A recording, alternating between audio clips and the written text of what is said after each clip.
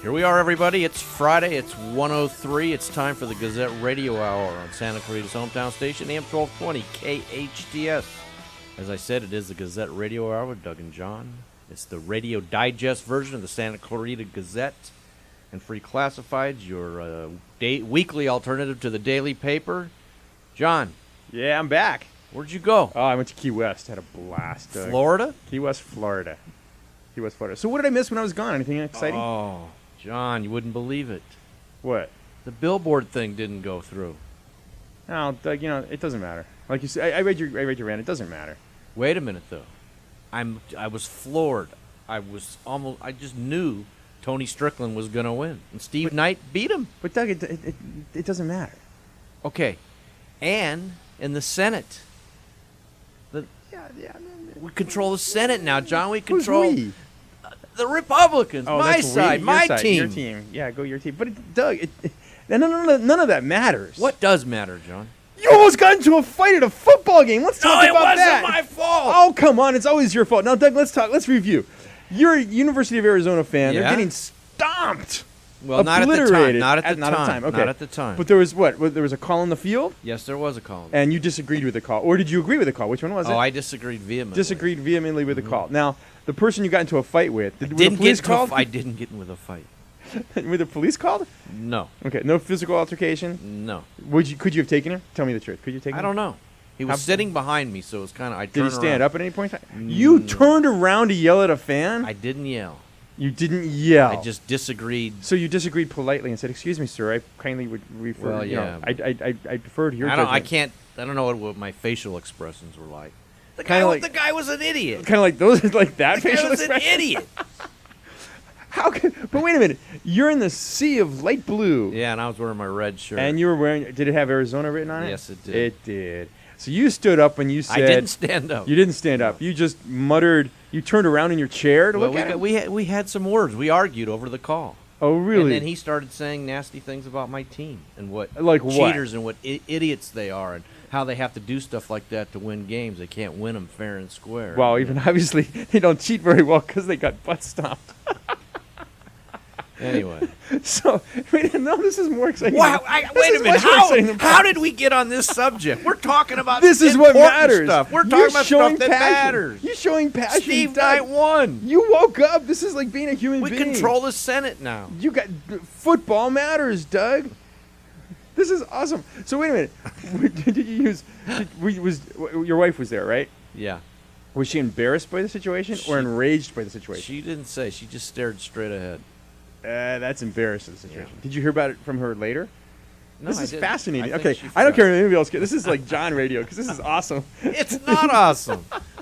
This is great. So, how many times did you ever stand up and turn around to talk to him? No.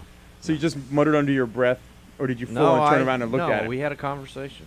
A full-on conversation. Yes. Like, hello, sir, my name is Doug. It's nice to meet you. It wasn't like that. Oh, good. So it really wasn't a conversation. It was a yelling match. Yeah. It's not a conversation. It bordered on a yelling match. It bordered on a yelling match. The people in front of us turned around and looked up at us. So. Oh, did the usher come down the aisle? No, that's when I decided to...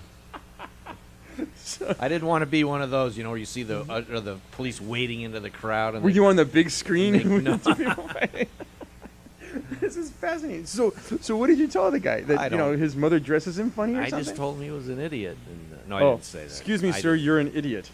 I don't remember what I said. You don't know what you're talking about, or you don't know what you're talking about. You're nuts. Full of it, or something. How many inappropriate words did you use? None. He had his kids with him. Did he use it? Yeah. Because that's the thing that aggravates me. No, he said the word idiot, cheaters.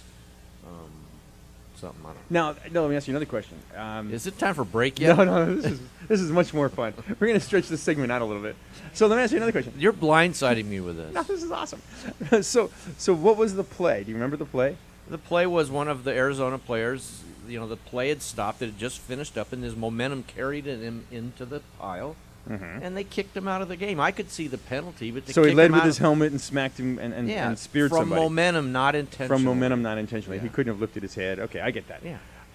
Now, did you have really good seats for the game? No.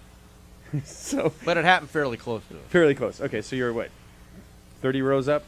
Yeah. Okay, so and at the Rose Bowl, that puts you probably, the Rose Bowl is probably 100 yards away. No, it's more. I'd say it's 40, 50 yards. 40, 50 yards away. And it happened on a sideline play, so you couldn't really see it anyway. No, I saw it plain as day. Plain as day. And the other guy couldn't be right. No. Because in that second, and this is one of the things I hate about college football right now, but in that second, you had to determine your player's intent. And of course, since There it's your was player, no intent. since your player, there's no intent. What about the other side, the other shoe of the foot, the other shoe? What do you What mean? about the other side of the coin? Could there have been intent? Could he have been No. mad? No. None at all.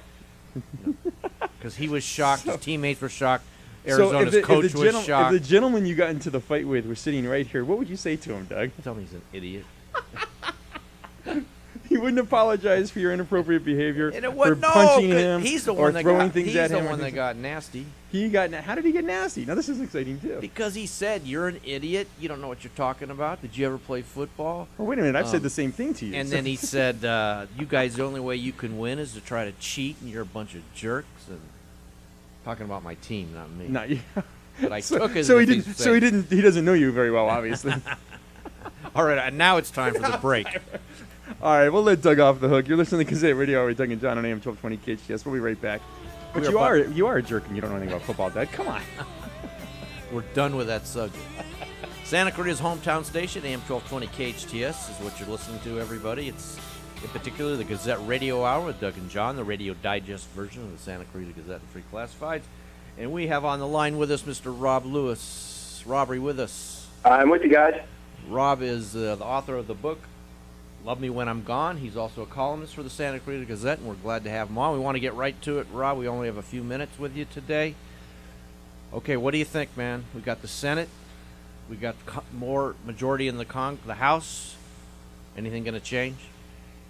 You know, I got to say I'm pretty happy, but even more so than seeing so much of the map of the United States turn red, I'm extremely happy. You know, if you pay attention to Rand Paul, he put up a thing called Hillary's Losers all over Facebook and social media. I'm just ecstatic that almost everybody Hillary Clinton campaigned for lost, because that shows there might be a little bit of sensibility left in the voters in America. Well, even her husband, Bill, went to Arkansas, and for the first time in, I think, recorded history, the entire Arkansas Assembly is all Republican. What does that tell Well, you? and that's, you know, it's something that I can't wrap my mind around that and how fickle people are. The guy, we put him up for impeachment, and now he's like in the best graces of the American media he could possibly be. They forget that, you know, not too long ago we were trying to kick this guy out of office. The That's true, the isn't it? Teflon president. The Yeah. Teflon president. All right. So, Rob, did you hear the news today that there's President Obama is going to be increasing the number of troops going to Iraq? I just heard that on yeah. the way in. He's bumping another 50. Now, okay, he said earlier, no boots on the ground. Now, you're a former Green Beret, is that correct? Yeah. Okay.